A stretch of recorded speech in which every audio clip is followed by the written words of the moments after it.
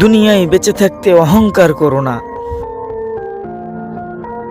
যখন তুমি মারা যাবে, তুমি যত বড় কোটিপতি হোক না কেন, তোমার বিল্ডিং বালাখানার মালিক হলেও তুমি ওই কবরস্থানে যখন যাবে, ওই 3.5 হাত মাটি যে মরার আগে তুমি একবার বলে যাবে যে আমি যখন মারা যাব আমাকে বহুত বড় কবর দেবে, 3.5 হাত মাটিতে আমি নেব না। পারবে? পারবে না।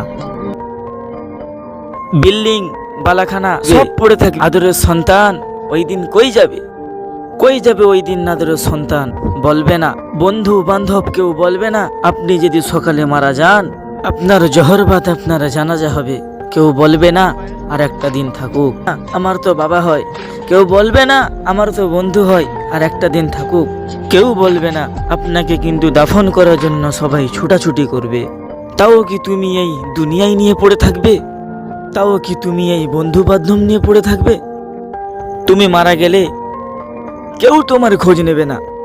আজ বন্ধু বান্ধব ভাই বোন সবাই থাকবে, কিন্তু যখন তুমি কবরে চলে যাবে, দুনিয়া থেকে সবাইয়ের কাছ থেকে চলে যাবে, 1 দিন 2 দিন তোমার জন্য কাঁদবে, তারপরে আর কেউ তোমার জন্য কাঁদবে না।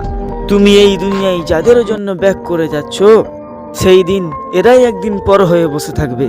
কেউ তোমার আপন হবে না। কেউ বলবে না এই বিল্ডিং এর মধ্যে রেখে দাও, ওই কবরে দিও না, ওই মাটির ঘরে দিও না, পাকার বিল্ডিং করে গেছে, খাট করে গেছে, এর মধ্যে শুইয়ে দাও। কেউ বলবে না ওই মাটির ঘরে যেতে হবে।